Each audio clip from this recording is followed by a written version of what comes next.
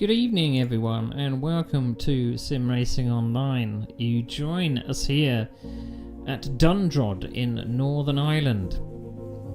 Nice tight country roads around lovely countryside. You can see the grass and the trees and also lots of 1950s cars buzzing around. So we are here for the third round of the 1950s Grand Prix series. We've had 2 rounds so far and they've been very interesting. So let's get you up to speed. So our schedule is as follows. So we're here at the third round of the championship, our 6.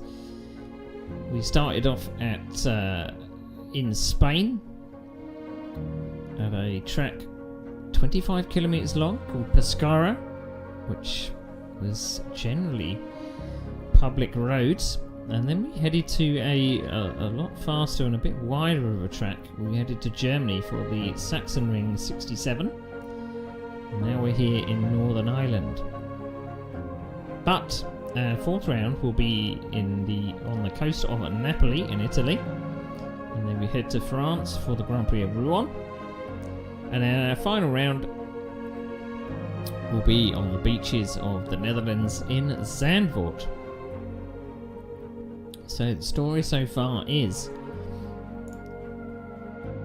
we've got 2 drivers sharing at the top of the table, 14 points each. So Maddie Shepherd and Tony Talviti are level on points because they've shared a win and a 2nd place, so completely dead even. And then we have Julian Paws in 3rd, all the way down with 7 points, and we've got Gert Van Osch in 4th place, Costas Kanzouris in 5th, John van der Geest in 6th, Phil Brown in 7th, Jim Cavallo in 8th, Matthias Estrella in 9th, and Michael Mazarik in 10th. So the points scores go 8 for a win, 6 for 2nd, 4 for 3rd, 3 for 4th, and 2 for 5th. So not a lot of points on offer. So these drivers have got to get the points where they can. So let's have a look at the cars that we're going to be using today.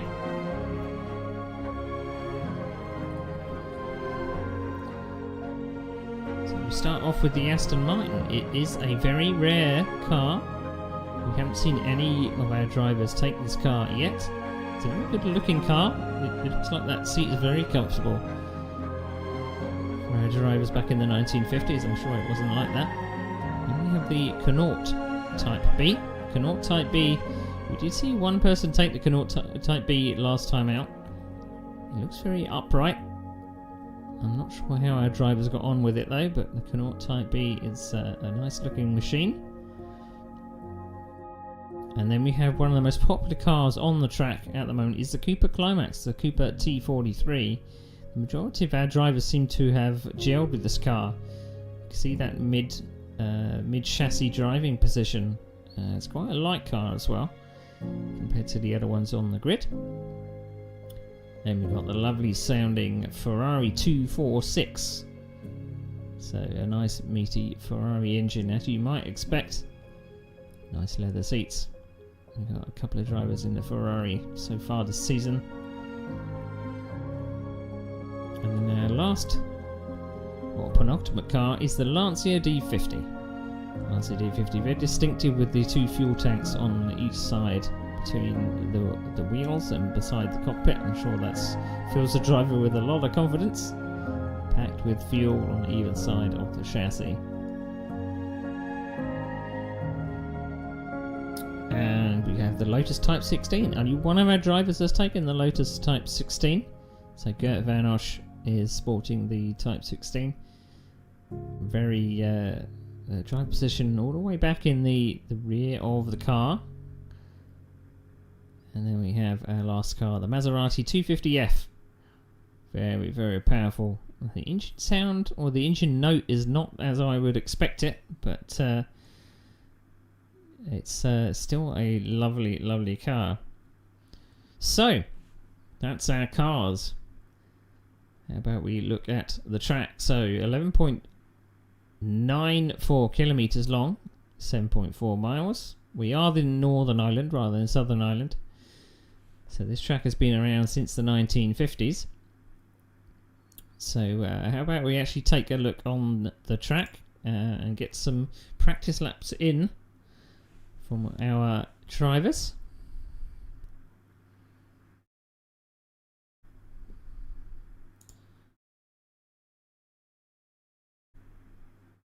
So let's see. Let's see if I can actually get the cars on the screen for you.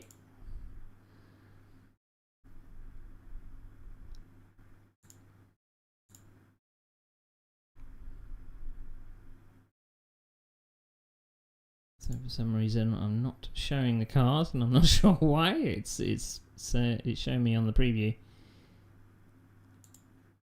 Let's go back to our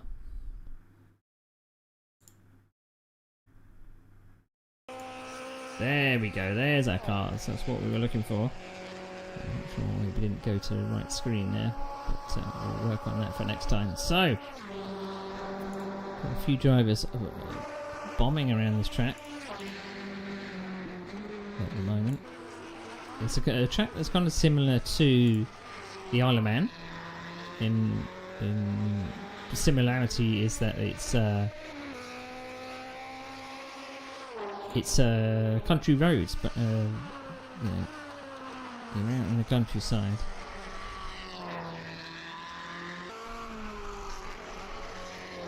So we're currently watching Costas Kanzouras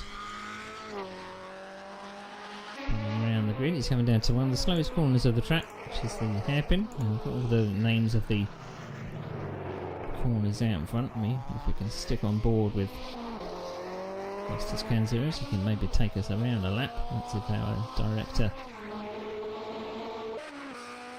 will stick with it. So we're set for 60 minutes of racing around here.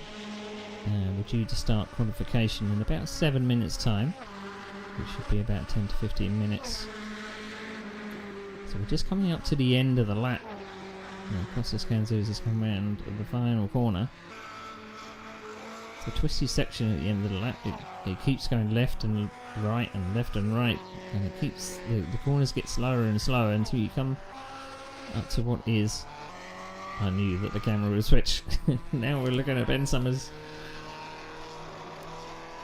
So Ben Summers is in the first sector of the lap. Taking some very careful laps around this circuit. You really need to have your wits about you because the corners come thick and fast. There's a lot of blind crests in this section here. Famous for I suppose bikes and cars getting air. It's called Deer's Leap. I'm going to hand it around Cochranestown. To the right here. You don't want to get it wrong. It's a very deceptive corner, as Ben has found out as he heads off into the undergrowth. So it's a very deceptive corner. If you cut it too early, you're going to head up the bank and then push yourself out into the weeds. Again, if you take it too late, you're going to head up the bank and into the hedge. So I don't know whether Ben is trying out when he can find his way back to the track. Indeed he is. Oh look! You can get through the gate. There we go. So Ben has found his way back onto the track, which is good to see. So all's not lost for some of the drivers that do make mistakes. They do have the opportunity to come back on the track at a certain point, but as I say, memorising some of these turns is going to be key. If you meet a slower car coming around some of these corners, you're going to be in trouble. So survival, I think, is the name of the game. You do want to be able to survive rather than put in fast lap times. So the drivers have got to be very, very wary. Think of the bigger picture. I think that's what we've got to be doing.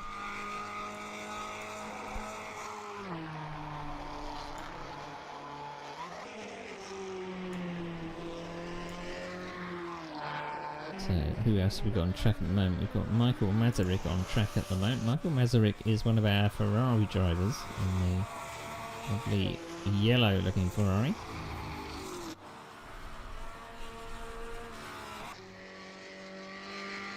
So again, back to Ben Summers. He is one of the only cars out on track apart from Michael Masaryk, but the director wants to focus on Ben Summers at the moment in his Cooper Climax. So Ben Summers has not managed to get to the points as of yet. First round, it managed to 14th, and then in 9th place. So a little bit of work to do on memorising this course. We're seeing lap times of 3:47 on the board by Maddie Shepherd. I saw her practicing earlier. It didn't go well. It seemed to be heart in the mouth type stuff if you put one foot wrong. So we're not really expecting any pit stops either. These drivers are going to fill up these cars and just go all the way from start to finish. And it's a beautiful track, beautifully made track in our Factor 2. And if we were going into the evening time, we would possibly see balloons and fireworks and things like that. So Michael Masaryk going through the second sector, one of the fastest parts of the circuit. Past Cherry's Windmill. And down towards Jordan's Cross. I think a few people are waiting in the pits for qualifications, and I don't think they're going to get a lot out of going out for another lap.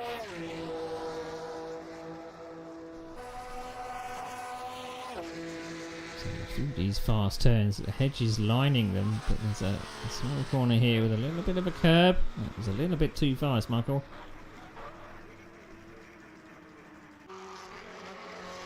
So this track is not for the faint of heart. There's, as I say, if you get one corner wrong, you are heading for the fence or the hedge, or you're going to overturn it in the field. So it might just be a case of the tortoise and the hare for this track. Maddie Shepherd and Tony Talviti are the people to beat at the moment. I'm not seeing Tony Talviti on the server right now, so we may not have him on the track. But worthy of a mention is, if we look at the championship standings, just to remind myself, Julian Paws put a stunning drive in round 2, was able to get on to the last step of the podium, so he managed to get a third. So again, another driver in the Cooper. You see that the pits are covered in them. So we've got, let's count them, we've got 1, 2, 3, 4, 5, 6 Coopers. We have 1 Lotus 16. We have 1 Ferrari, 1 Maserati, and 1 Lancia. So having a look at this Lancia. This is the Lancia. This is Phil Brown. Nice blue coloured Lancia. And it's very unique. Now, I did say there were fuel tanks at the side, but I'm still not so sure. I mean, back in the 1950s, they're not going to be aerodynamic devices. So, yeah, very interesting. And we have Cavallo further up the pits there in the Maserati 250F. Looks like we are switching over to quali.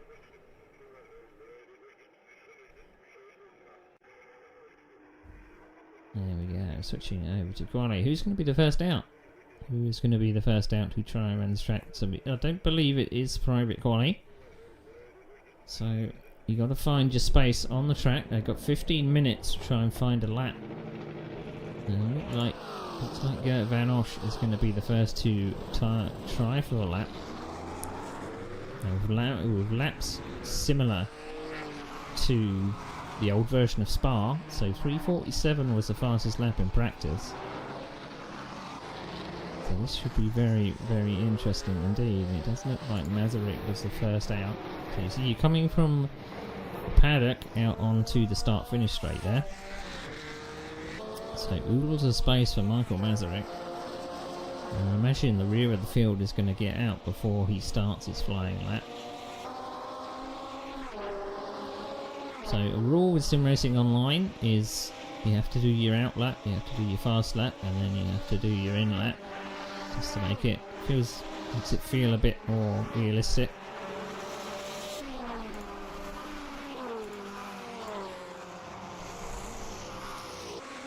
So the last of our runners is just coming out of the pits now. Although I see that Ben Summers is still in the pits, so I'm wondering whether Ben has maybe opted to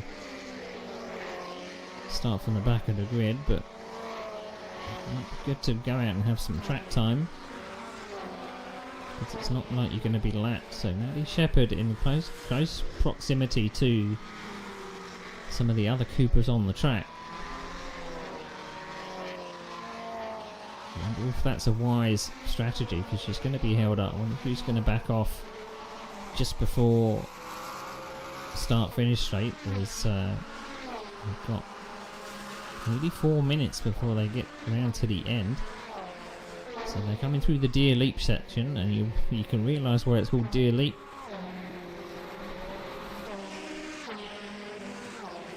And then this is where I think this is when Baird Summers got it really wrong. See, this corner comes out of nowhere. It's a blind apex, which I believe is called Cochrane Town. So it looks like Maddie Shepherd's being let through.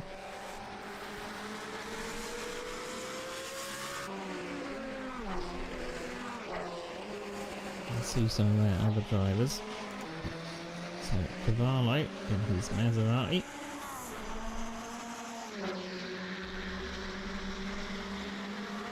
Cavallo has been up and down the field in the first 2 rounds. Started a little way back and has been up and down a little bit in the midfield. And I'll look at my cheat sheet. So he's managed to get a 6th and a 7th in the first 2 rounds. So he's looking to improve going forward.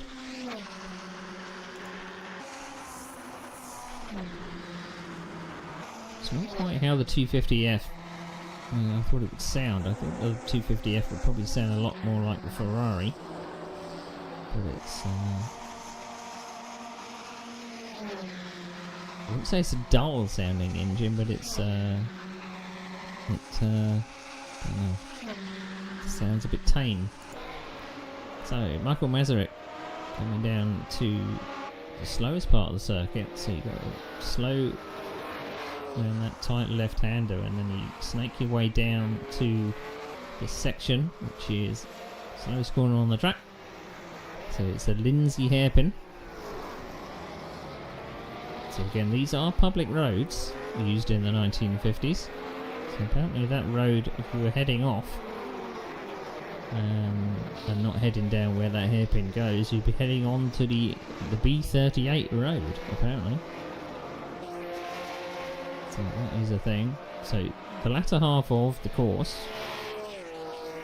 is left and right and left and right, and the corners get progressively slower until you go around that final right-hander. So drivers will be, not say coasting around these, but coaxing the throttle around until they can finally plant the throttle again when they come to the start-finish straight. So over the start-finish straight we go.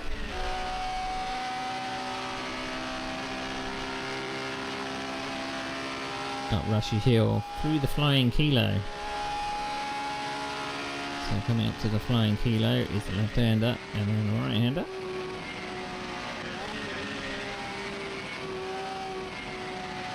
And then the left-hander up here, this is a Rock Bends. And then you'll be brake all the way down to this right angle turn. Or nearly a right angle. Lethamston Town corner. Now this one always catches me out. There's a bridge here. You do not want to hit that. Unfortunately, Michael Masaryk did. I think he's undamaged. He looks undamaged, but that's one part of the course where you do not want to hit the scenery because it is absolutely solid.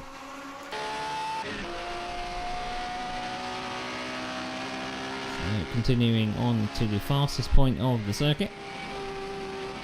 Slight left and going over to Elite.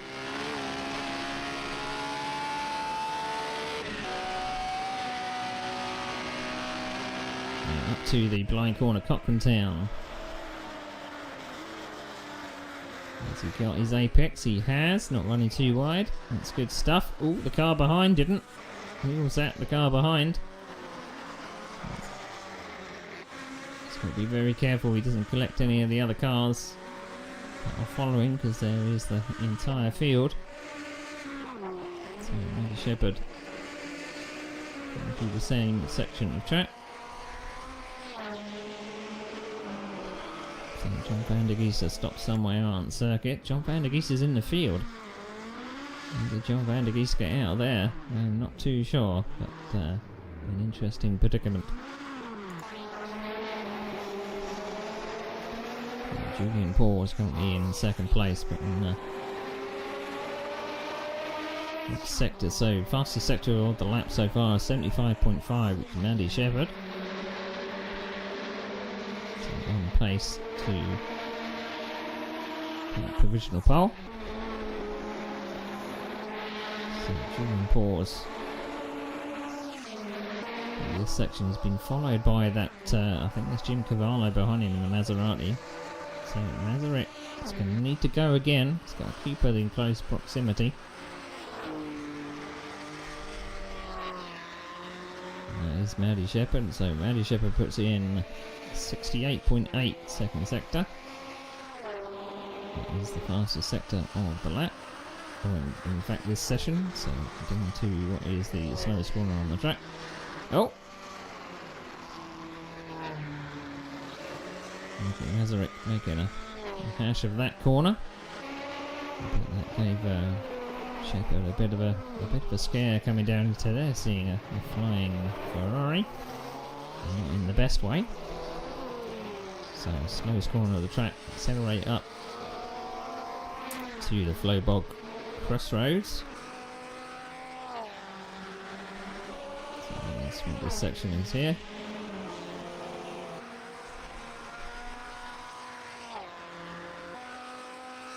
There's this right-hander called the Quarries.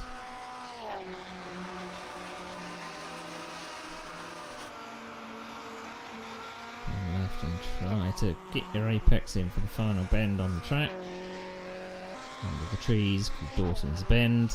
And of course the start-finish straight called Rushy's Hill. So interesting corner names for this.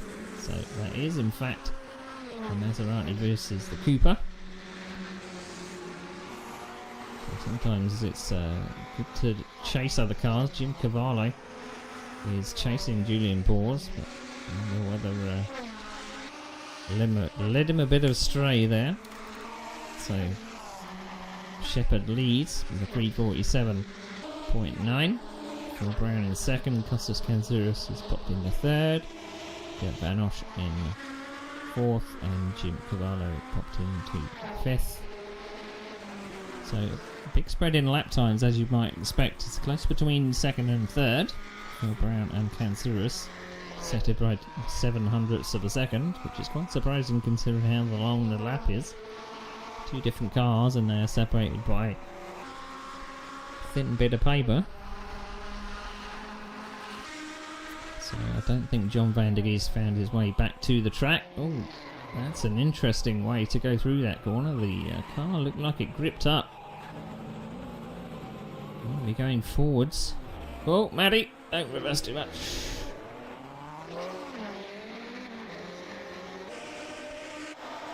So, car meant to be going forward over those jumps. I wonder if the car got a little bit unsettled coming through that first section, and going over the jump a little bit askew was probably not the best. Maddie has been saying in some of the forum posts about the car being a little bit unpredictable, but as you might expect from the 1950s cars, it's all about micro corrections. They do like a little bit of slip angle, but you don't want to push it too far.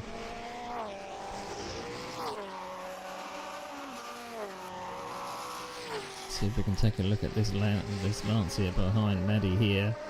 So Phil Brown in the Lancia D50, a lovely sounding engine. I suppose no one else has taken this car. So looks like Shepherd is possibly hitting some berms here, because you can see the dust kicked up. I hope Phil Brown was able to get through unscathed without losing any time.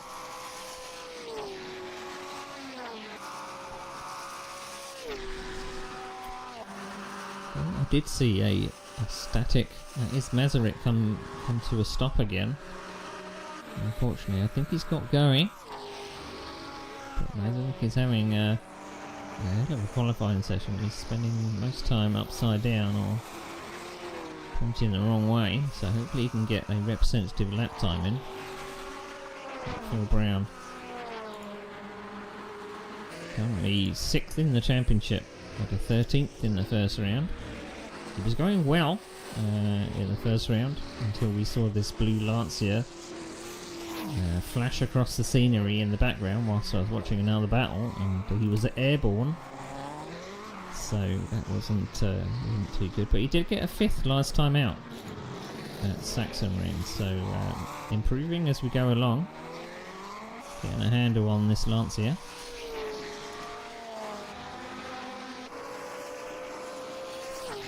So if I check my cheat sheet, I've got a car info cheat sheet, so the lowest powered car in the field is the Cooper Climax with 1475cc. The highest powered cars in the field are the Aston Martin DBR4, of which there are none in this field, but it's matched with the Maserati 250F. They have the most powerful in capacity. So let's see if the just coming out of the hairpin. Now in terms of weight, the Lotus 16, as you would imagine, is the lightest car in the field. But the heaviest is the Connaught Type B. Now, strange considering how small the Connaught is. You see there. Is that a DC? Is it a DC-1? I can't remember the plane, but it's or 2 planes just going over there. Very cool indeed. So 815 kilos is the Connaught Type B, and we did see someone take that. That was Christian Dowger that took the Connaught Type B, but unfortunately Christian hasn't been able to make it today. Sometimes track choice does put off a few drivers. We've had a few people that won't turn up to certain rounds because of the track choice, but it's always good when we have a few people turn up, putting on a show. All of you viewers pushing really hard into that corner. That's the corner I'd probably want to be taking it easiest on. The corner just seems to narrow. You feel very claustrophobic, held in by the hedges and these berms at the edges of the track. They're not flat. They do have a little bit of a elevation to them, and as soon as you hit one of them, that puts your car all out of shape. So it's best to keep it on the grey stuff. No cutting corners here.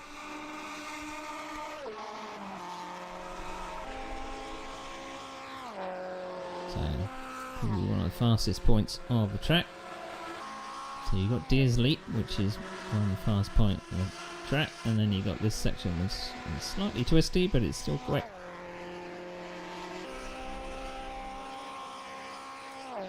So Maddie Shepherd put in another fastest sector in the first sector, 75.1. That's Julian Paul has come to grief. That is solid. So it looks like he's going to take no further part in quali. We'll come to the end of quali anyway. So we've got 3 drivers out on the track at the moment. We've got Maddie Shepherd, just Kanzurus that is just coming through the slowest part of the track. So did a 76.6 in the first sector. That's personal best, and 69.8 in the second sector, another personal best. So has to improve on a 53.7. Although he needs to improve quite a lot to get to third place on the grid. It's down by quite a few seconds, but this might get him closer.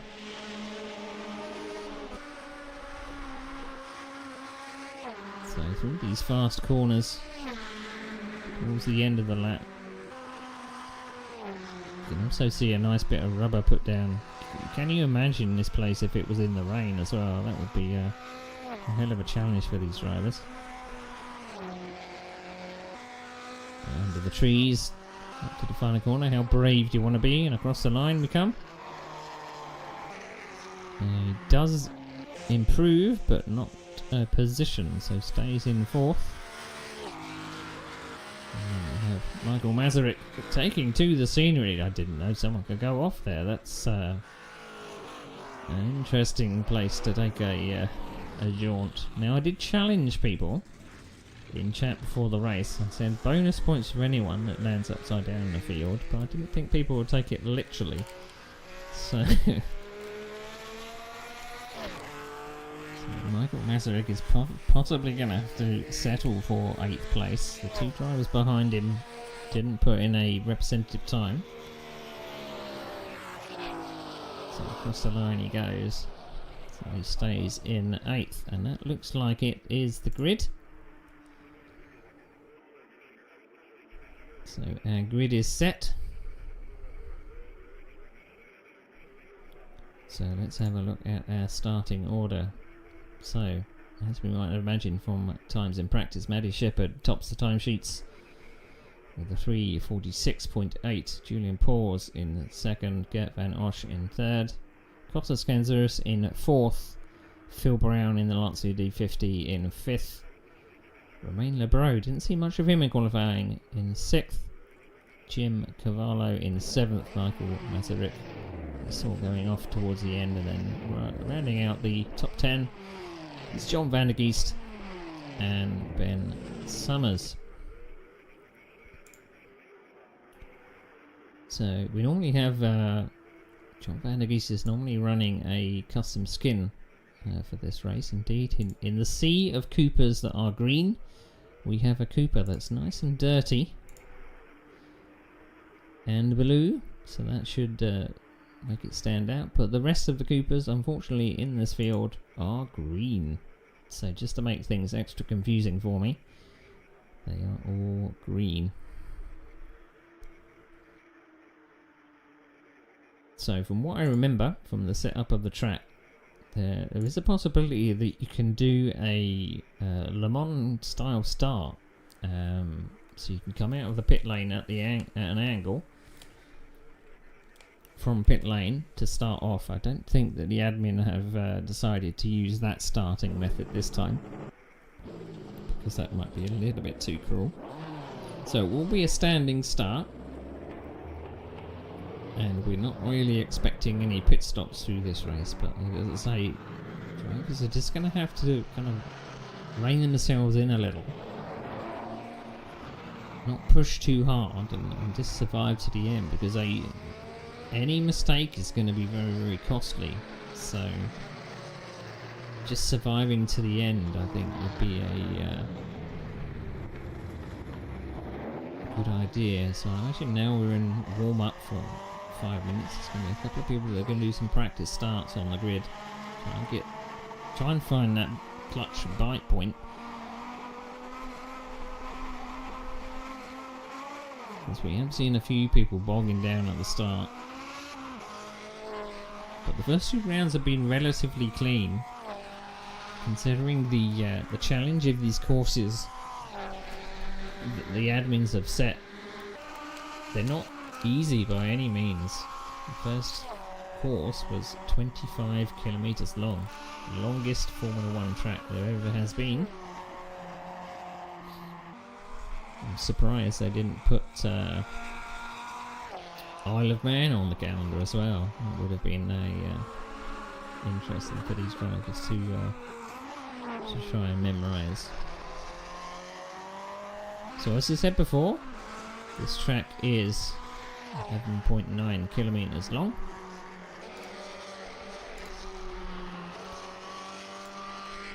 Or in other terms, it's 7.4 miles. 25 turns. So the race lap record around here is a 3:15.3. That's by Peter Hickman on a BMW S1000RR in 2019. So that's a superbike.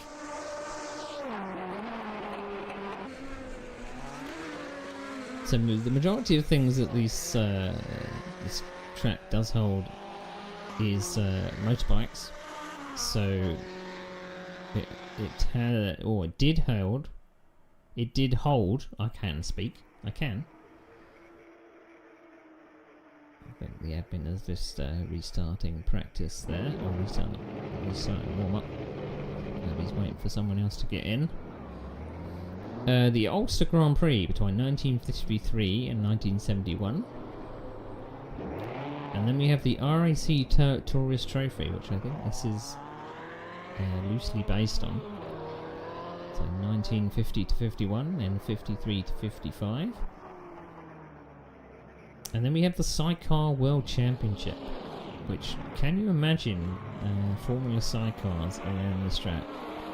I mean, yes, I can, because they do it at the Isle of Man. So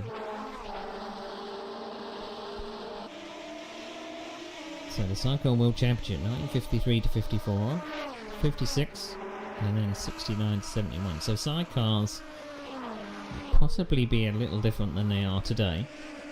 I can't really imagine modern day F2 sidecars going around here, but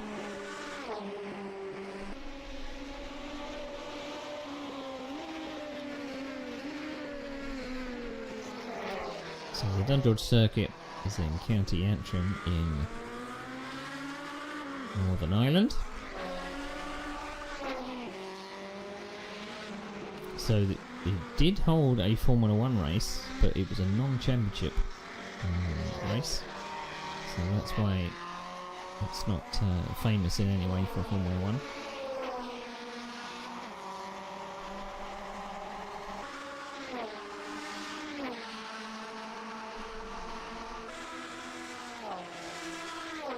So I was just looking down the list for speed records. So we've got, so as I say, the Superbike, the 3:15.3. They have a 500cc. MV Augusta 500. 4 minutes and 8.6. That was at the 1970s Ulster Grand Prix. Then you have a 250cc. Yamaha 250 V4. Which lapped around here in 4:21.4. 125cc can lap around here in 4:27. That's a Yamaha 124 V4. And then you have cars that are a bit more suited to this era. So you have Mike Hawthorne in the Jaguar D-Type. That's the 1955 RAC Tourist Trophy, 4:42. So possibly a lot slower than these cars here. Something that was probably very similar, the Alfa Romeo 159, that's kind of this era. The 4:44 dead. That's a 1951 Ulster Trophy.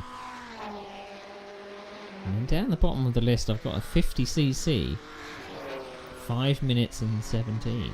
Who's taking a 50cc around here?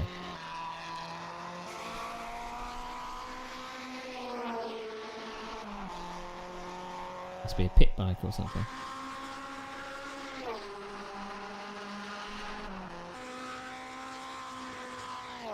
So 11.9 miles, 7.4, 11.9 kilometres, 7.4 miles. Don't want to get it the wrong way round. But as I say, these are public roads, so the circuit takes part of the B38 road and also intersects the B101. And a portion of the track is the B154, so if you're familiar with the roads in Northern Ireland, that might mean something to you. But those roads are what incorporates this track.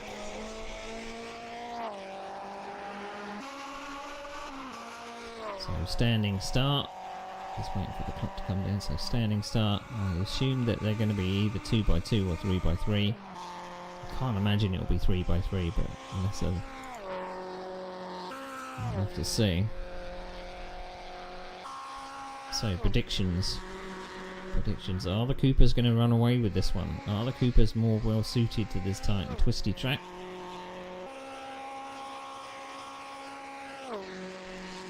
Going to have very similar tracks on the calendar. So we're going to be heading to Zandvoort 67. I'm also going to be heading to the 1960s version of Rouen.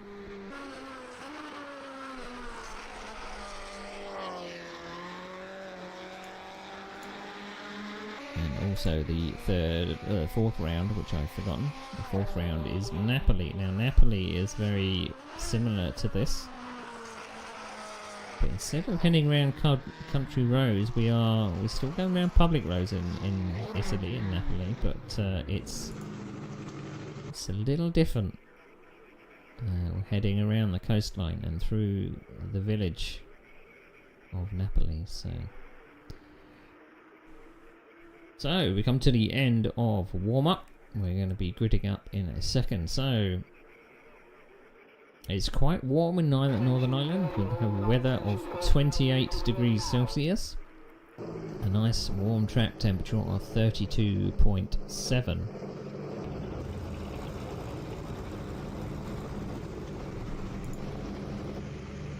So it is 2x2. I thought it might be. So you wouldn't fit 3 across here, would you? So who's got their clutch bite points all sorted? So you can see that Lotus 16 back there on the third row. That's Gert Van Osch. Hoping for a good result this time. So green lights on. Dancia D50 revs her up. And away we go. Is that causes Kanzurus not being able to get away from the line? Looks like his engine just died. So unfortunate for Kanzurus. Was that Lebro that dropped back? I'm not too sure who didn't go anywhere at the start, but they've got going again because everyone's is off the start.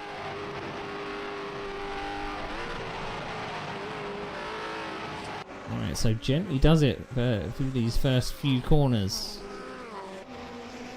Shepherd, Van Osch, Kanzurus and Lebro is now up to 4th.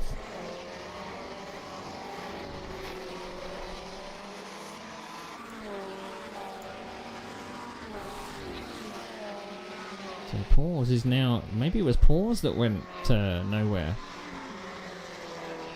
Because he's now dropped all the way back down to 7th place. So he's got some work to do to get back up. So he's already overtaken Jim Cavallo there. So I wonder if he feels brave enough to overtake the D50 or Phil Brown over the Elite. That would be very brave. So, second and third. Right together. So Lotus 16 versus Cooper Climax. Lotus 16 is out front right now. And then we've got a group of Lancia D50 sandwiched in between as Julian Pause has got some time to make up.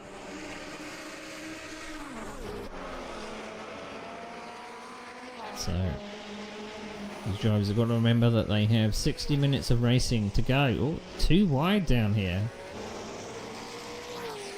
I did not expect these drivers to be going too wide this early. They're trying to make hay before the sun shines, if that is the saying. So these drivers together. So we have Lancia D50, Cooper Climax, Maserati and Cooper Climax in this group of 4. Providing some good entertainment. You can see Michael Masaryk just out the back there in the yellow Ferrari. As they come down to the slowest point of the track for the first time. Side by side through that section. They're feeling very, very brave. Kind of holding my breath here, not wanting to preempt an accident. So that D50 is very wide on these country roads. Paws decides to go around the... It'll be the outside here. It will be the outside, but that doesn't fancy a go there. That would have been... It would have been closed off on the next turn. So the events to go. Slight oversteer moment. I thought he might dip one up the inside down the hairpin.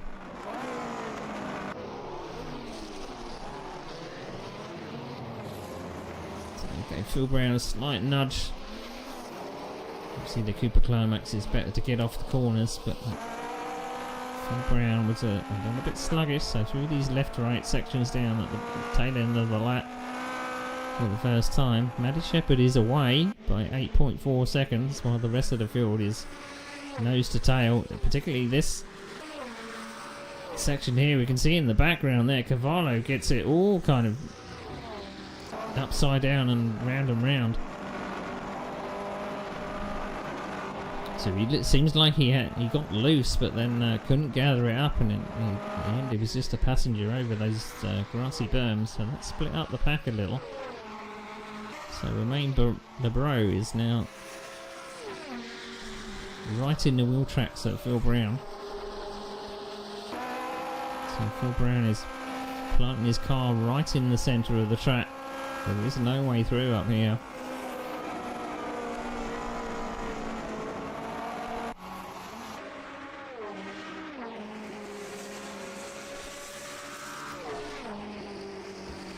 So, this tight section here, got to slow this car down. That tight right-hander.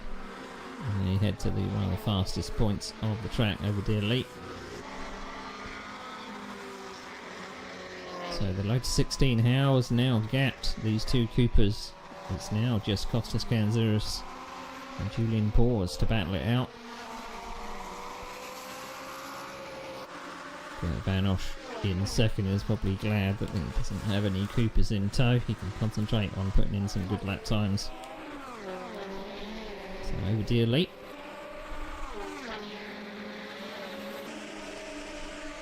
So it looks like they get air a couple of times. So slowing down as much as possible. Don't clip that inside, otherwise you're heading towards the scenery.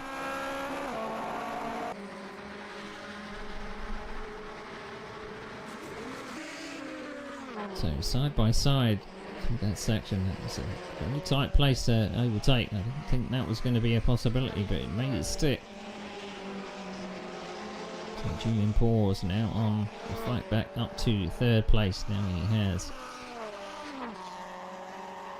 has a Lotus 16. It does look like Phil Brown has come to grief. He's our first DNF, unfortunately. It's a shame. Our only D50, our only Lancia D50 in the field. And he's come to grief in the first 7 minutes of the race. I'm surprised that Jim Cavallo in the Maserati has kept going. We did see him nearly upside down at one point, but broadside on the track. So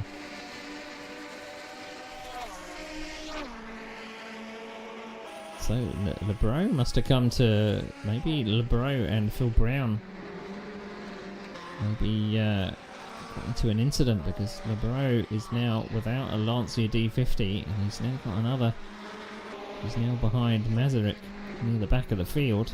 In fact, Masaryk is actually in front of him, so something must have happened back there.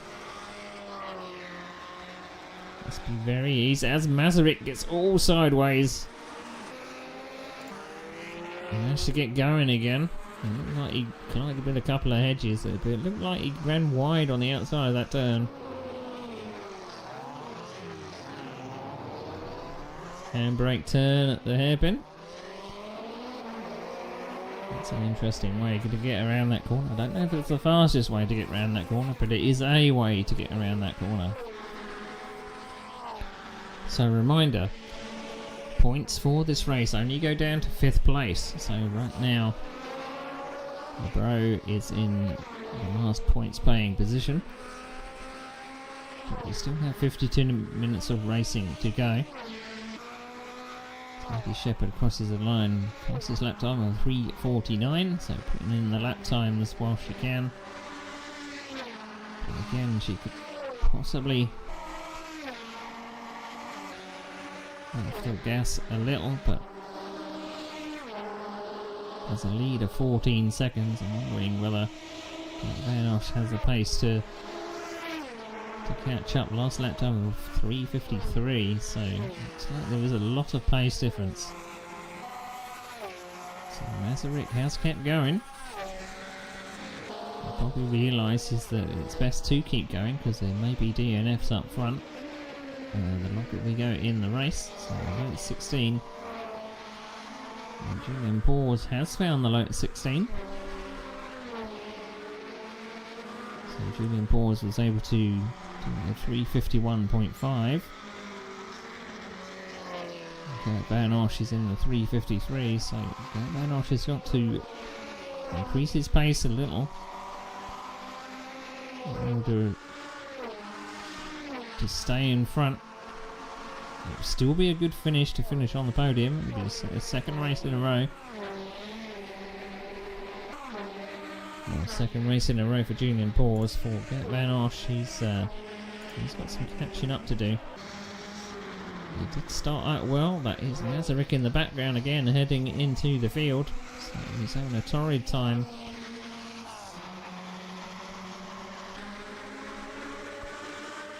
So Van Osh did start off with a 3rd place, but last time out finished well down the order. Making up for it now, though. So Shepherd first, Van Osh in 2nd, Pause 1st, Kanzur's in 4th, Lebro in 5th, Cavallo now in 6th, which moves John Van der Geest up to 7th, Masaryk so back down to 8th. Ben Summers rounding out the top 9 now that Phil Brown is our first DNF.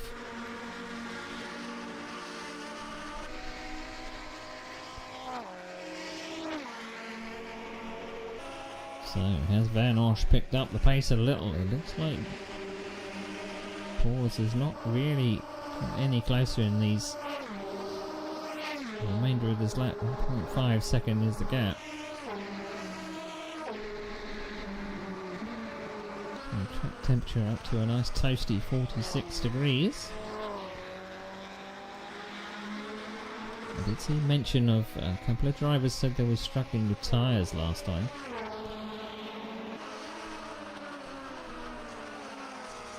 No hint of anyone coming in for tyre changes and things like that. Just fill her up and away we go.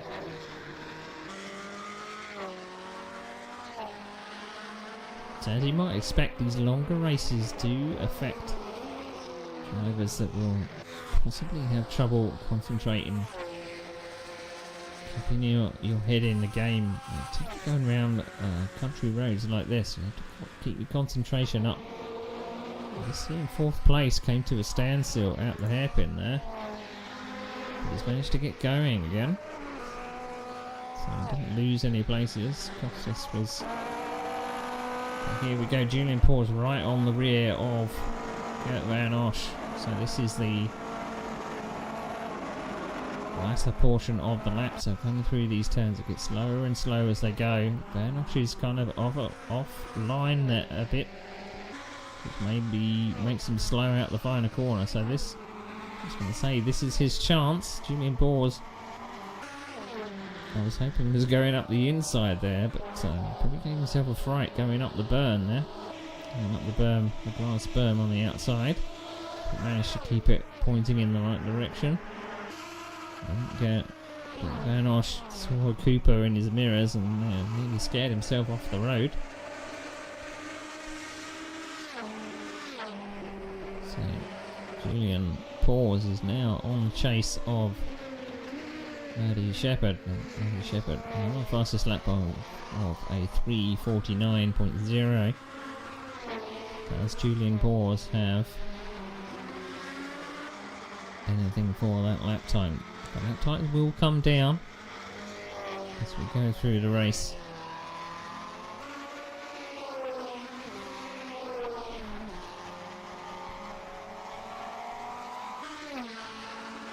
So the latest 16 I've got Van Osh and Jim Cavallo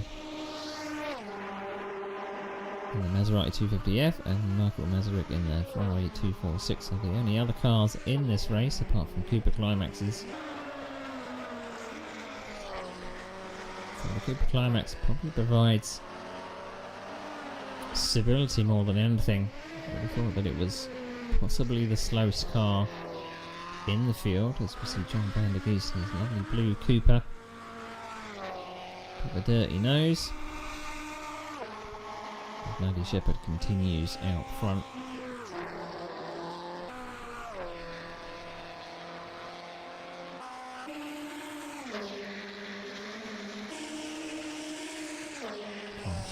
Coming over these bumps here, Cavallo looked like he got it a little bit squirrely there. But managed to gather it up.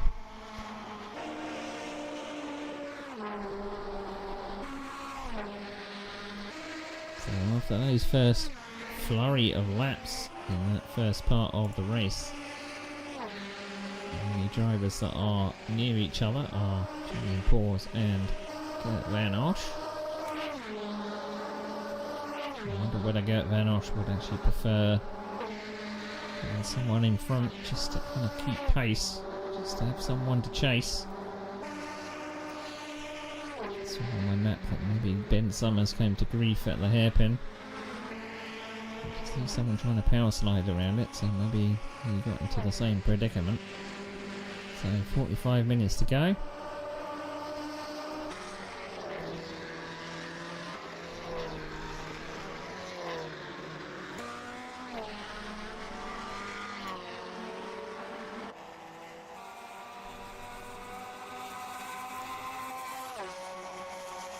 Mazurek still in one piece, surprisingly, considering the trip through the field we saw him have.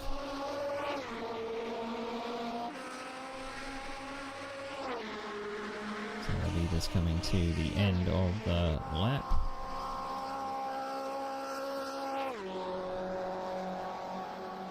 Vandergeest just probably prefer a cleaner run than he's had previously. Vandergeest has been 5th and 6th, so he's managed to get 2 points out of the season so far. I'd possibly prefer more. So we're using a historic not naming, it's historic point system. You would normally be using 40 points for first, 36 for second and 33 for third. And go all the way down to something like 23rd place. But using the historic version, which only goes down to 5th, which means it's harder to come by these points. So Ben Summers is slowing down to let, I think that's the leader coming through. It is indeed. Julian Paws here a while before he gets to a lap car.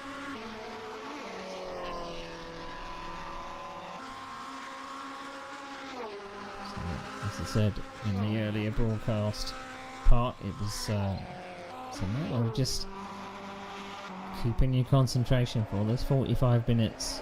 It's very easy to put a wheel on that grass or just touch the fence. Something small like that can lead into quite a big accident. So comparing this to the Isle of Man, similar kind of corners. It's got lots of elevation change.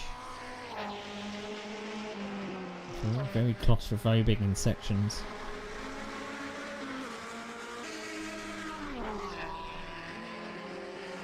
So Ben Summers looks like letting second place through. He's going to have third place in for company. Not too. That is that. Just seeing Julian Paws is yellow on my timesheet here. Julian Paws has come to grief, so I wonder whether he possibly met that lap car at an inopportune moment around the course, because it was coincidental that that's when he came off.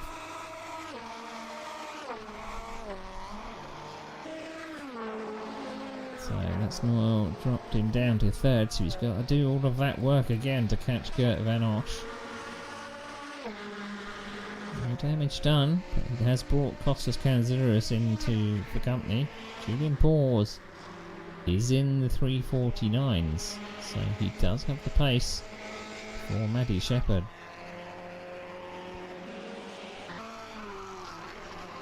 He's within about half a second of her fastest lap. But we know Maddie Shepherd can put in 347s. Maybe Maddie Shepherd is trying to pace herself. She mentioned in the post-race briefing that she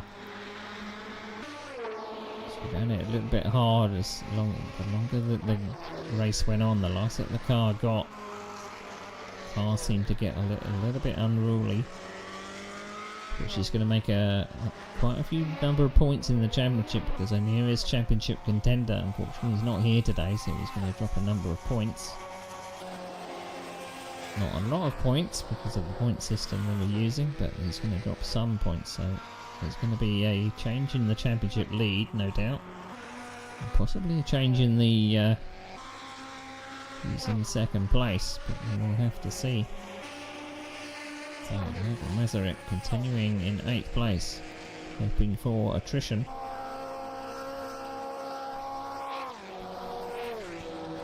So that is John van der Geest ahead. So we're soon going to have a Cooper and a Ferrari battle.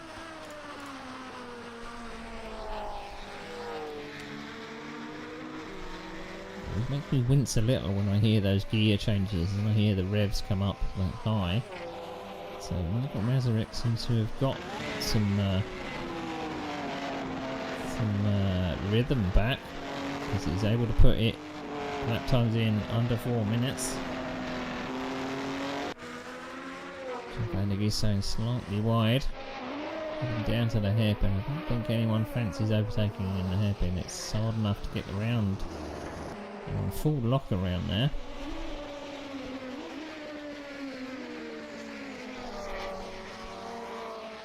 So, after Julian Paws' accident, he's now back on the rear end of Gert Van Osch, so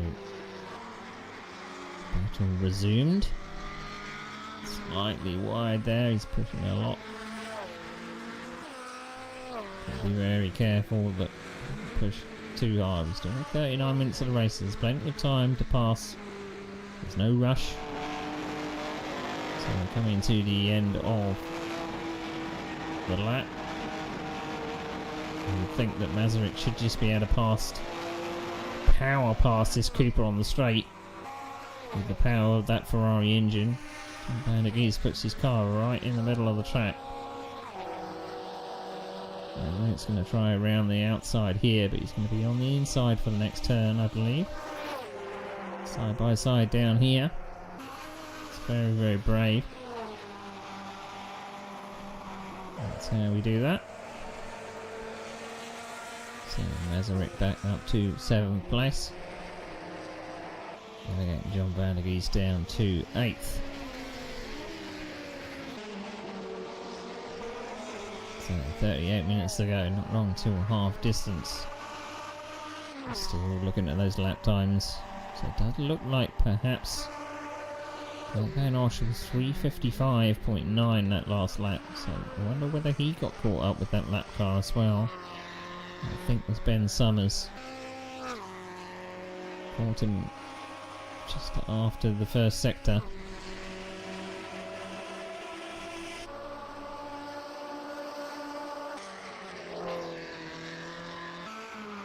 not seeing around the track is a lot of flags being flown, so it's very difficult for the drivers to know what's coming up. Especially if you meet a slower car through some of these faster bends, which are completely blind. Because they're lining the road with hedges. So, a penalty for Maddie Shepherd. What could that penalty be for? It's very strange.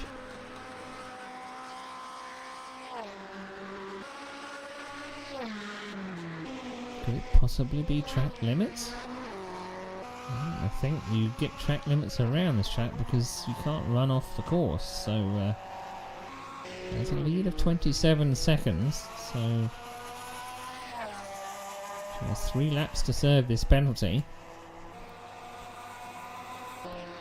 So possibly she serves it quite early. I think it's a stop and go.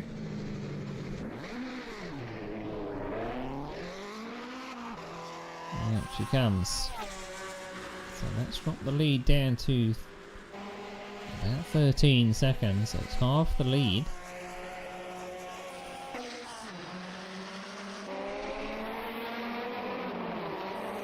So very curious. I'll be interested to know from the post-race briefing where that penalty came from. I only assume it could be track limits because unless she possibly dipped into the pit lane by accident, so maybe got a speeding penalty.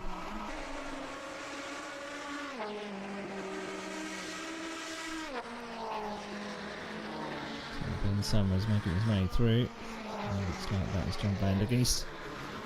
Up ahead, as it takes to the grass.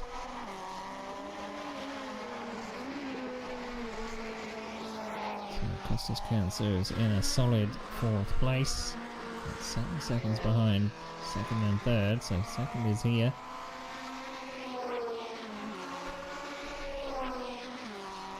It's going to be deja vu for Gert Van Osch. He's going to see a very similar, a very familiar Cooper in his mirror in a short time. So Jim Cavallo is just 1 place outside points paying positions, so only up to 5th.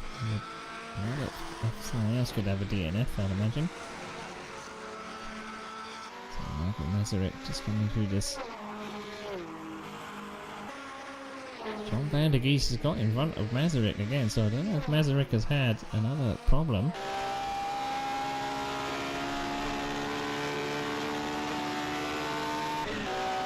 But that was quickly solved. Mazurek is now through and past John van der Geest once again. I don't know if he had possibly an off in these lap times. He was able to put a sub 4 minute lap in. I'm also seeing 5th place has come to grief. Romain Lebro has spun it around. We'll find a way to turn around this Cooper. That's the way to do it. So, was that commentator's curse? Did I curse Romain Lebro? Because Jim Cavallo now is up to 5th place, which is a nice 2 points on the board. So, Romain Lebro now has 18 seconds of deficit to make up after that little upside down moment.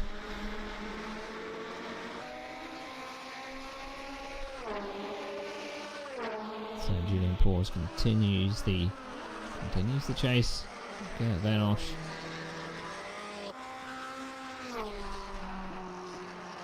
Ben Summers plugging away. Still trying to memorise this course. It's a lot of kilometres to try and memorise. I don't know how the drivers did it at first round at Pescara, which was 25 kilometres long. This is half the size. At Pescara it was a mixture of... Looks like John van der Geest has possibly come to grief as well. But he's managed to get going.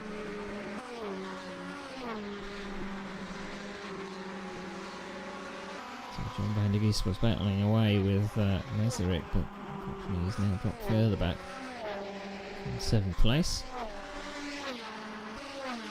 The battle is hotting up between 2nd and 3rd. Julian Porters now puts the fastest lap time of the race, 3:48.9. So last time around was Maddie's stop and go penalty.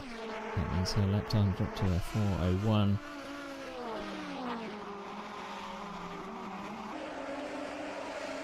It's still a 14-second deficit.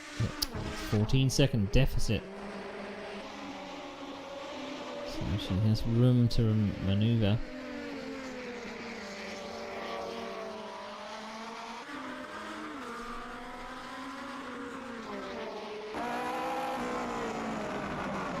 So we're into the last section of the lap here. The first section is through the bridge. Vanosh goes slightly wide, so we're going to go side by side just before Deer Leap. Vanosh go a little squirrely coming out of that turn. One of the scariest places of the circuit because the walls close in, so to speak. That bridge comes up very, very quickly. You don't get that section right through that narrow bridge. It's solid concrete.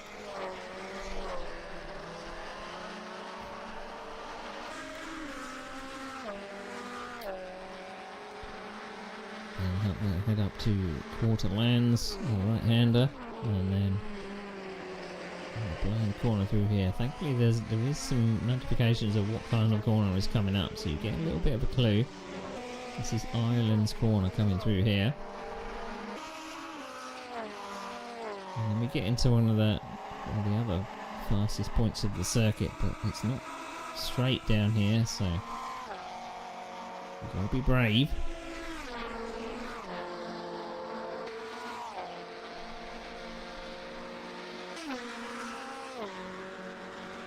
So down the hill here, be very careful on how much slip you have on the rear. I don't want to get it out shape in these left-right combinations.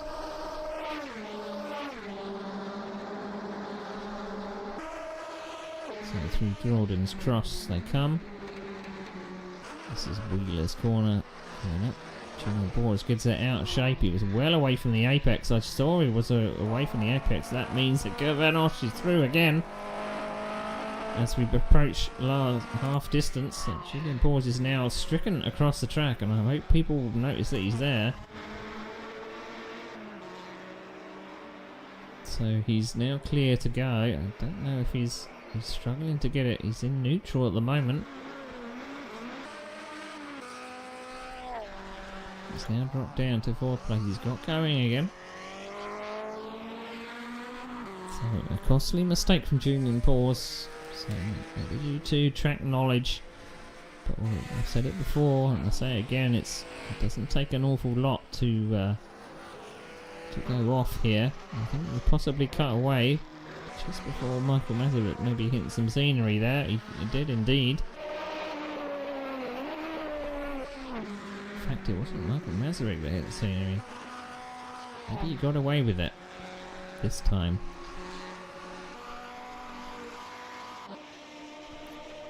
So Gert Vanosh now breathes another sigh of relief. He's now 20 seconds behind Matty Shepherd, leading this race. He has had a Cooper Climax in for company for most of this race, but now past half distance.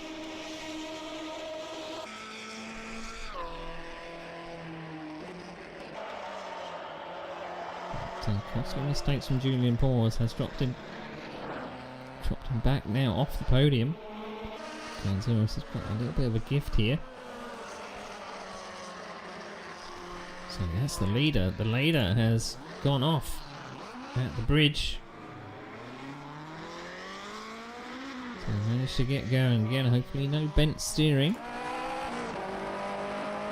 It's very hard to see. Looks like maybe the steering is bent to the right a little. That's going to be a bit awkward.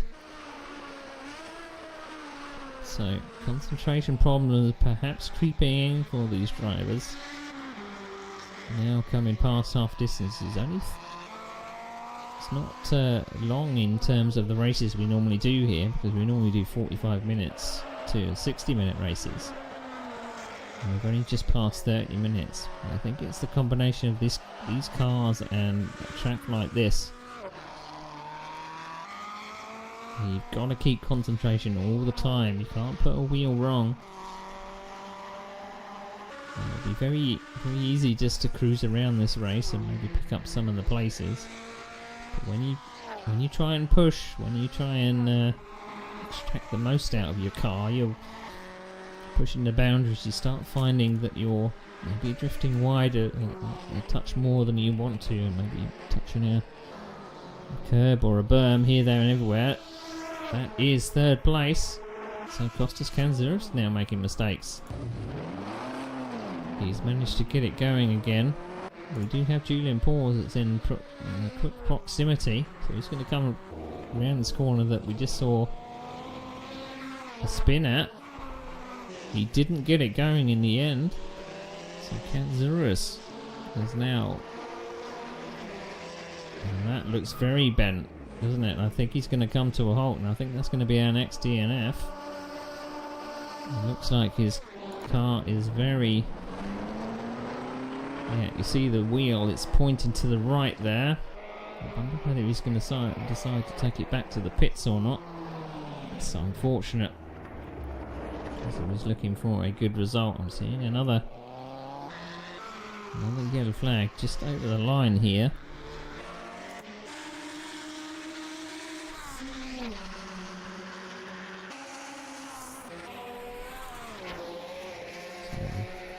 He was out just over the line. I saw a yellow flag in the pits, but I didn't see a number. So, and next DNF is Kanzouris. He couldn't quite get that Cooper going after that costly spin. Just to damage the steering. The car did look like it was crabbing quite a lot. So, costly mistake. He was heading for the podium.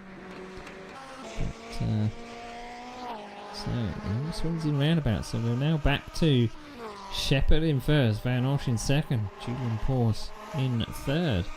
Cavallo is now thanking his lucky stars. He's up to fourth place. So, as I said before, you just have to keep going. So, spin for Van der Geest. Van der Geest. Looks like he's maybe dealing with a little bit of a listing wheel to the right hand side there. But Shepherd continues on after that tiny little spin. Still a 14-second lead. Now Masaryk has come to grief. Nice to keep it going. I think the yellow flag is still out. He's still trying to get this thing turned around. Big car trying to turn around on these small country lanes. But he did manage to do it.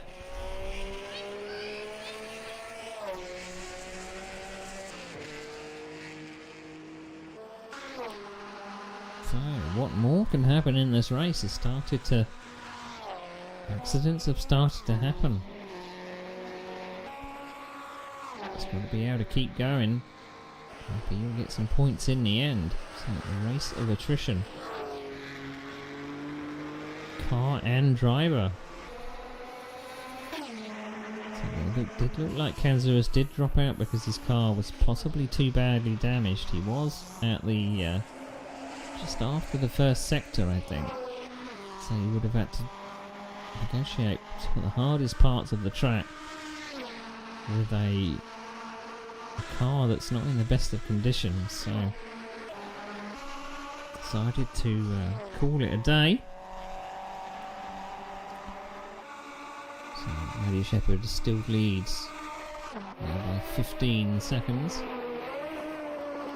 Van der Geest has now been bumped up the order after all his accidents. A nice spin turn there.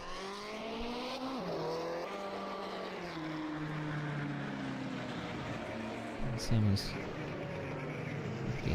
8th place. He's found a different road to everybody else there. That's a bit strange. I've never seen someone go down that road before.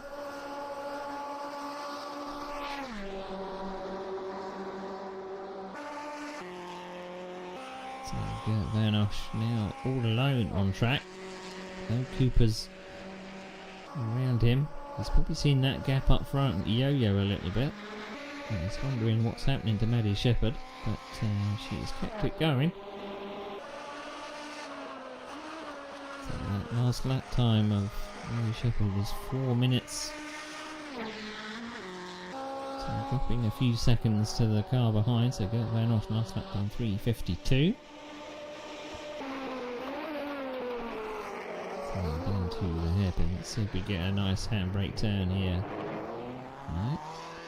Nice and settled. Nice and neat and tidy.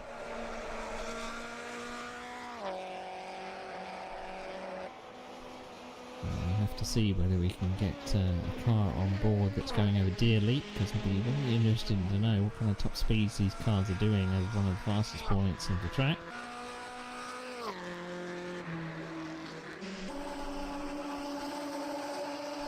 Jim Cavallo thanking his lucky stars, now up to 4th place. The cameraman is right in the way of the car there, isn't it? So 6th place, 251 kilometres an hour the Ferrari was doing over the end of Deer Leap. So 251 is pretty quick. The country road.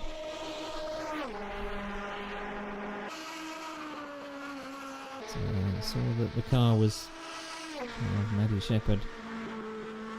It was the front straight there, the 261.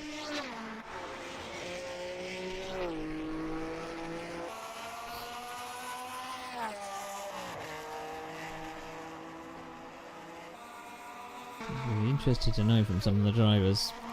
The Aston Martin wasn't on their list.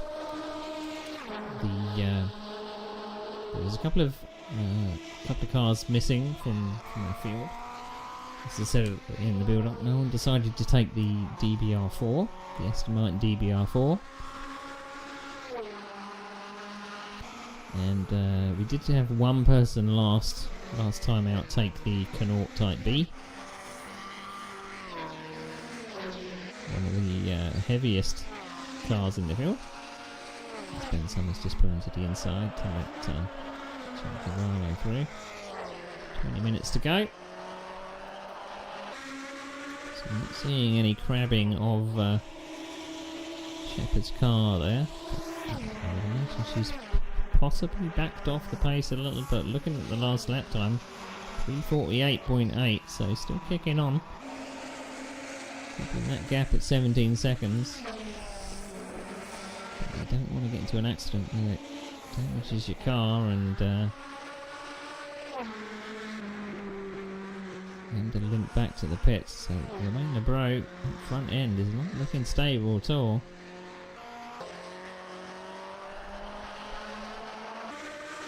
And Julian Paws early on that was challenging for second place. He got up to second place, dropped back to fourth, and then came up to second again. But Costas Kanzuris' accident is now, he's now settled in third. And Julian Paws' accident as well has meant that he's now 24 seconds behind second place.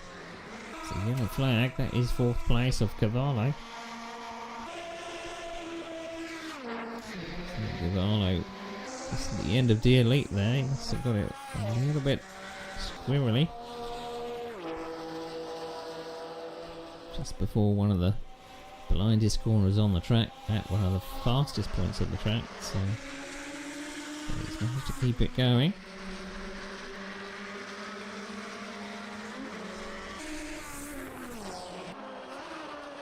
I seem to remember the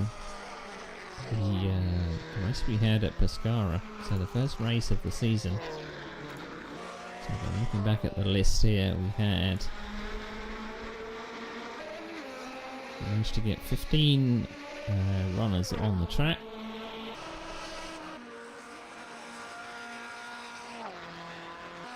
just looking down the laps. I think we only had one retirement.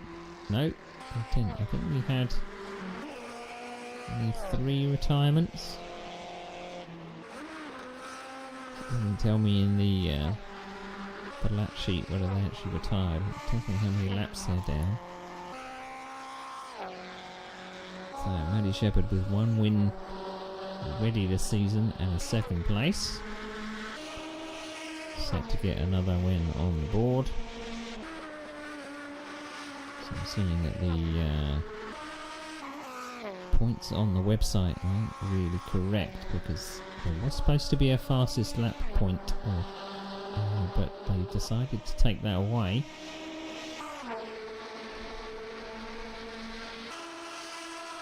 So it is just going to be bog standard points. 8, 6, 4, 3 and 2.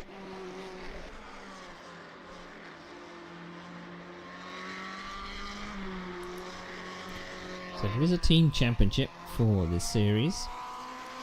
There's only 2 teams actually entered into this championship. And at the moment, unfortunately, Dr. Pepper Fuel Motorsports, which is actually the team that I am in, and Ben Summers is the other driver, unfortunately hasn't scored yet.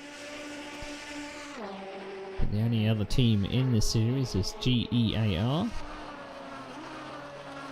which is Tony Talviti and John Van der Geest, and they've currently got 8 points.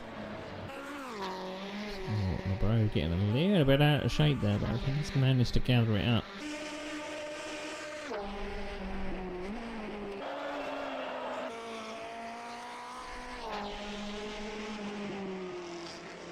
So just over 15 minutes to go.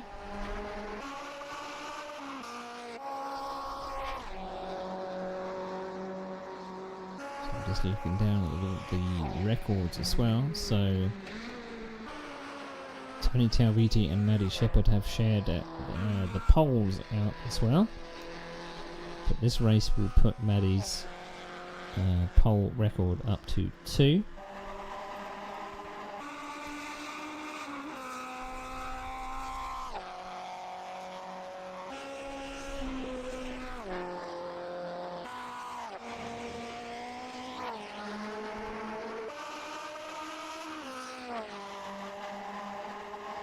So the races that we do here at Sim Racing Online, you are more than welcome to join us.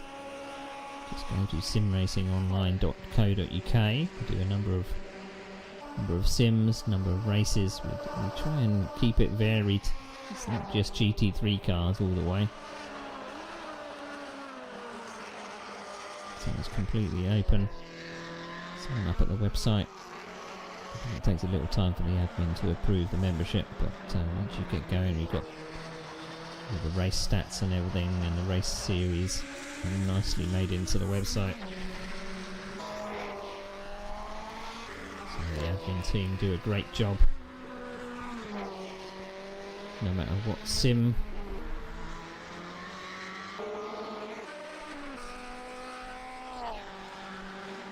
So coming up, particularly in this series, so we have the next round on March the 26th, which I think is a week from now, so I'm going to have to make sure I'm looking at my calendar for that.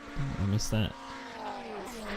Actually, every one of these races is every week, which is a little unusual. We usually do bi-weekly races here at Sim Racing Online. So we're heading to Napoli. 5th place has come to grief. Is that LeBro again? What's happened to LeBro? Got down to 6th place. So it looks like he's stopped out on. So where is LeBro gone? He's in a field somewhere. I think he's managed to get it through. There we go. Through the fence. Make sure we go in the right direction. There we go. So that now puts Masaryk up into 5th place. He's now on the last paying points position. So very interesting.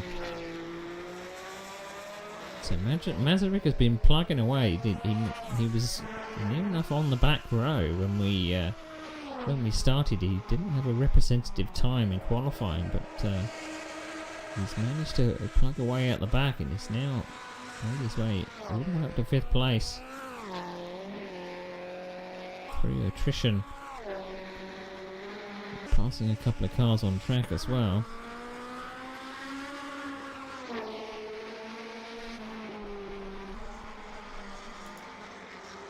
So the next circuit in the series is Napoli. So as I said, it's very similar to this circuit here. It's not so much countryside, but more of a street circuit, but an old style street circuit. So we'll be heading through the streets of Napoli. So we'll see the coast. So we're going to get some very scenic views in Napoli. But as with many of these old style circuits from the I think it's from the 1930s. There's a lot of curbs to hit, there's a lot of solid objects, there's also a lot of trees and lampposts to collide with, so as I say, it's going to be a similar layout to this, with the elevation change and how thin or how narrow the course is. But there's a few more trackside objects that are a danger to these cars and these drivers, so you've got to watch out for that. So it's a track that's made by a developer called Italo Tracks, I think. It's actually a payware track, so no support. It's only a few pounds, a few dollars. So sixth place of Romain Lebrow after his little offs there. He's now nearly got John van der Geest in 7th for company.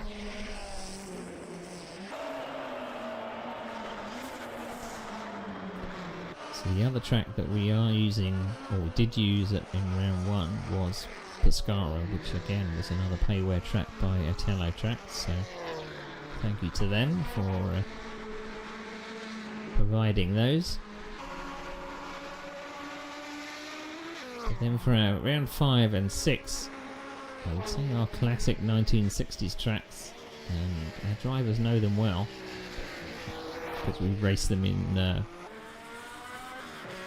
couple of different series recently. So 10 minutes remaining, one of which is the track of Rouen.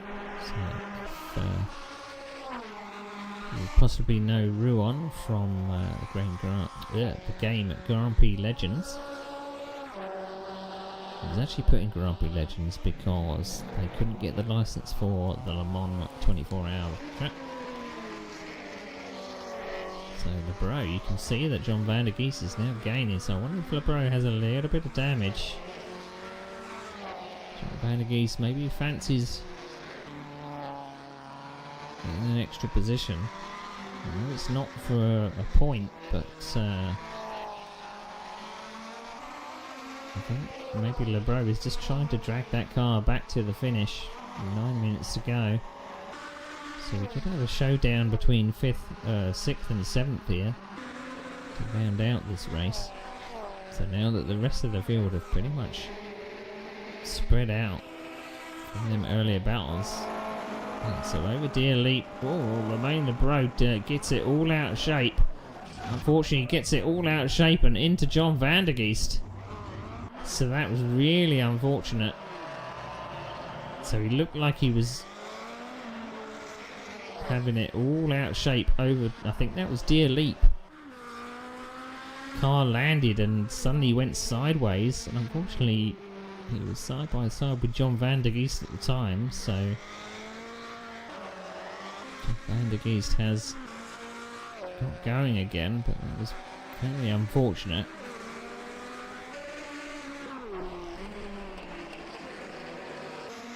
Just put them a lap down. The leader is coming through, but maybe I gave them the commentator's curse again. I said there was going to be a showdown between those two, but I pretty much cursed them. So I think this is Lebro just passing Ben Summers. Now up to 8th because of our retirements. So Maddie Shepherd continues on in first place.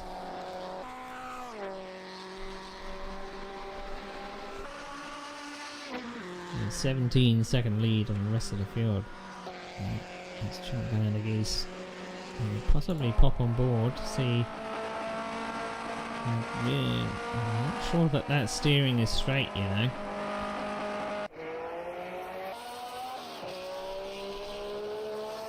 But Masaryk from the back, or from the last 2 rows at least, up to 5th place. These points will be very welcome.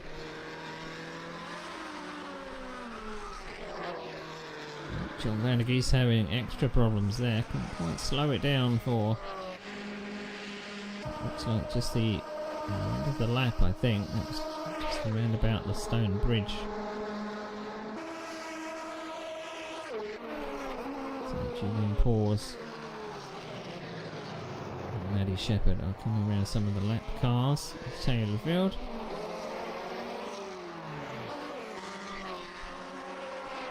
As is Gert Van Osch, so Gert Van Osch is going to pass John Van der Geest in a second. There's a yellow flag up here. Who is it for? There's a stopped car. So Gert Van Osch unfortunately nips Van der Geest around. John Van der Geest is in the wars. He just seems to be in the wrong place at the wrong time at the moment.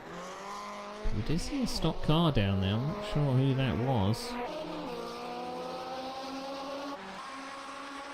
Lap cars.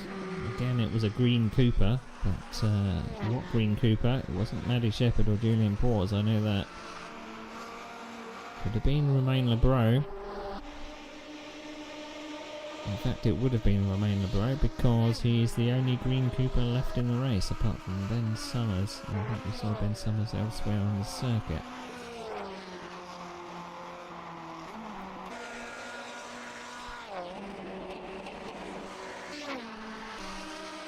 So, just over 5 minutes to go. It's Shepherd is leading.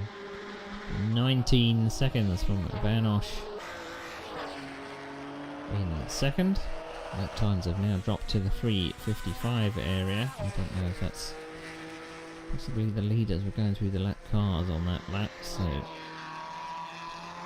Julian Pause in third is still able to put the lap times in. Last lap time of 3:47.5. So. Nearly matching the fastest lap of the race. So this is very tight here, so lap cars and lapping cars, this is very complicated down here. So Julian Pause was passing 2 lap cars. It was a bit blocked by Coopers there, but managed to make it through.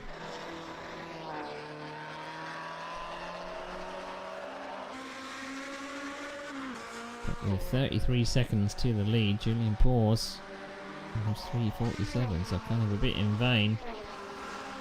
Those mistakes early on has cost him. He did have second on the board, but saw some big lap lines there. I'm not sure who that was. That was Julian Pause, perhaps. I saw some big black lines over Dear Elite there. I'm not sure who they were. I saw a yellow flag for 3rd place and I was a little worried. But we're possibly going to lose our 3rd place runner, but he's managed to keep going.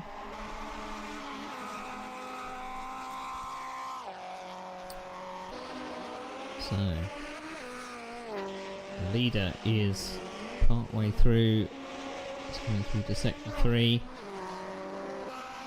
John Van der Geest is continuing on, as is Michael Masaryk. So we should get one more lap after this.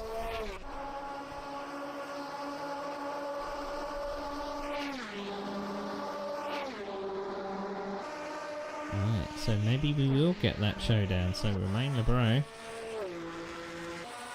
still being chased on by John Van der Geest.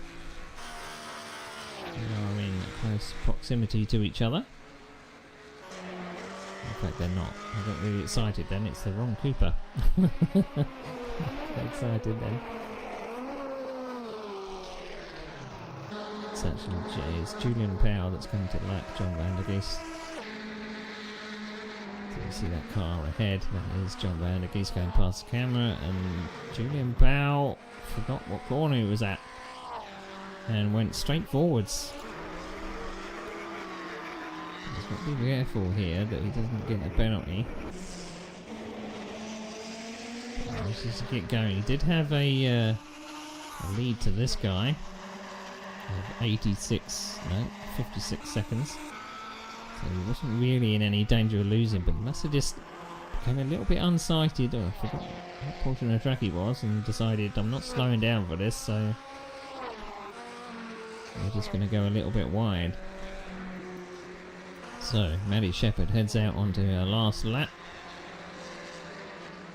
And then the bro has been up and down in this 5th, 6th and 7th area. A couple of costly spins. I think we did see him on his head at one point. Ben Summers forgetting there's a hairpin there. He was heading off to somewhere in Ireland, I think.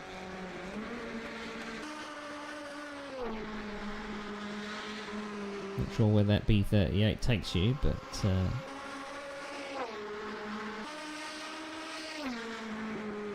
a strong run for these guys out here. Anyone that survived this has my kudos, because tough going out there. All the drivers, particularly drivers that have been maybe suffering with a little bit of damage for big portions of this race. It mustn't be easy going around the circuit with any kind of damage. But we're going to have a little bit of a change in our points. Hopefully there's not a sting in the tail as we come to the last lap. So this will be the last time that Maddie Shepherd goes past that first sector into her second sector.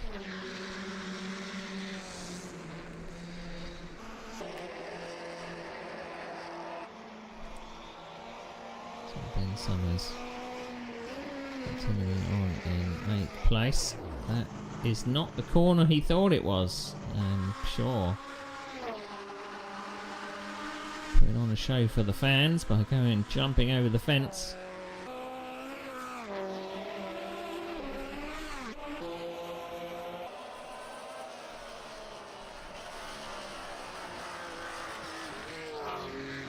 So Michael Mazurek was putting a good show here. Possibly coming back with 2 points. I'm seeing on my leaderboard, Julian Powell is stopped on track here. Can he get this going again? He's got 2 sectors to go.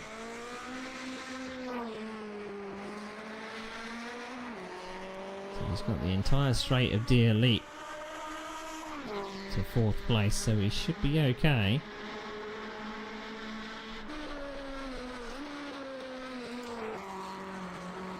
But inconsistencies just creeping in at the end of the race.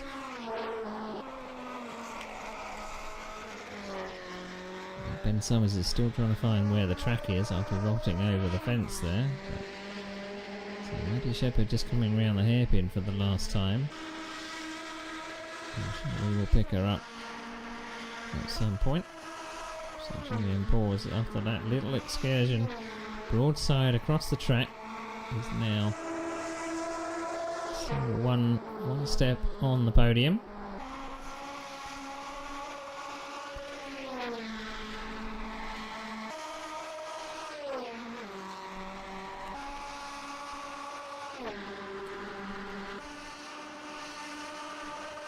So Maddie Shepherd just comes out the final corner. There we go. Maddie Shepherd coming across the line, nearly fully sideways, and comes across the line to win the Dundrod Grand Prix of Northern Ireland. Have to wait a little bit of time for Gert Van Osch wasn't that far away in the end, but still 15 seconds is a long time in terms of this. Julian Powell up and down, a couple of steps on the podium, was possibly up to second in this race, but unfortunately came to grief.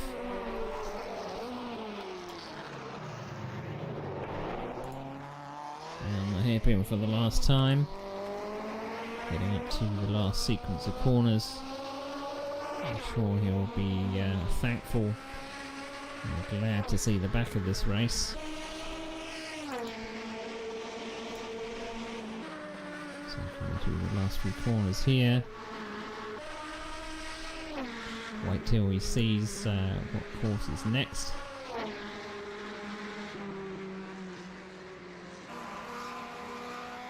It's a big challenge for these drivers.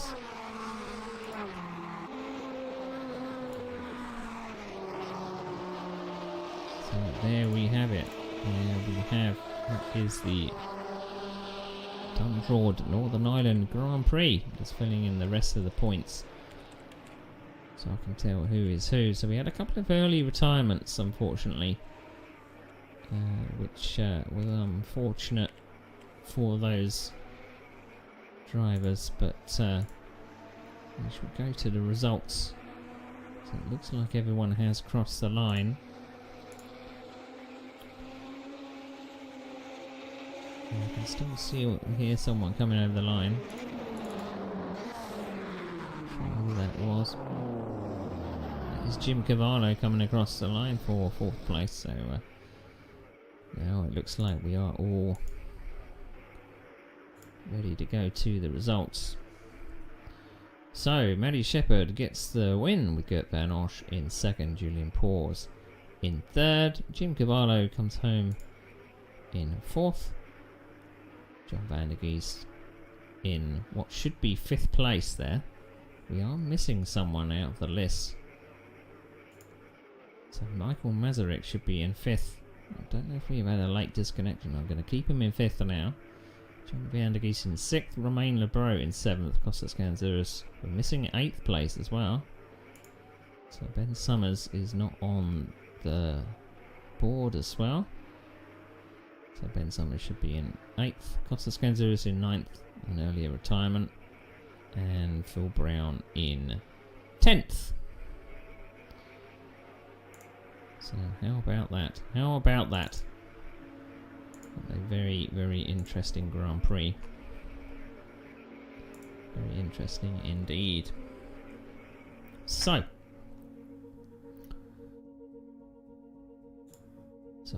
let's see if I can total up the points so we can see what the championship scores are as it stands. It has shaken up the championship. It was because I think Mazurek hadn't come across the line, but he is going to come across the line in 5th place. So let's put the standings in here. Now if I've done everything correctly, when I go to the standings, we should see around 3 points here. And we do. So Maddie Shepherd now pulls a little bit clear of Tony Dalviti, who wasn't present here today. She now has 22 points versus 14 points for Tony. Julian Paws now just 1 point ahead of Gert Van Osch in 4th, 11th and 11 and 10 respectively. And then we have a bit of a big gap to 5th place. So Jim Cavallo did get some points today. He's level on points with Kostas Kanzouras, who did not score because of the DNF and finished too far down the field. So Michael Mazurek has 2 points in 7th place. And then also on 2 points is John van der Geest and Phil Brown. And then the remaining runner that has not scored at the moment is Romain Lebreau. So that's where we stand in terms of championship points. So we've got 3 rounds left of this championship. So that was Dundrod, the Northern Irish Grand Prix.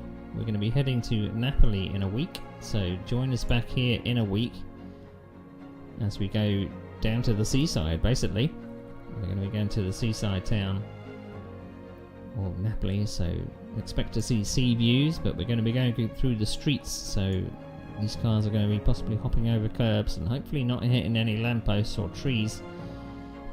And then a week after that, on the 2nd of April, we'll be heading to the Grand Prix of Rouen in France, so classic 1960s track. Then we'll be heading to the beaches of Netherlands to Zandvoort, again a 1960s track, so that should be fun. Can't wait for that. Can't wait for that indeed. So in terms of what is happening at Sim Racing Online, I can tell you some upcoming series and championships that we've got. So that was the 1950s Grand Prix series over and done with, but on the 21st, which is this Saturday, 21st of March, we have a new series running called the Street Fight. So some street cars, which is something a little bit different. We don't normally do street cars here, so as I say, head to simracingonline.co.uk and possibly join in and sign up. What else have we got on the calendar? So we got the last round of the MX5 Cup on Sunday, March the 22nd. I will be taking part in that, and then just after that we've got a little bit of a clash here, but there should be time to get out of the cockpit in time to be able to run the Le Mans Ultimate P2 and GT3 Championship, so I will be in the booth along with Rob Milliken for that. And then we got, I think, the last round of the Automobilista Euro F3 Championship on the 24th of March. And then back in the booth, I will be broadcasting the Group 5 DRM Championship, and it is the final round of that championship on 28th of March. And then we have a new series, or two new series starting in April. One on the 5th of April, the Asian Le Mans series. So I believe that's the P3 and the GTE.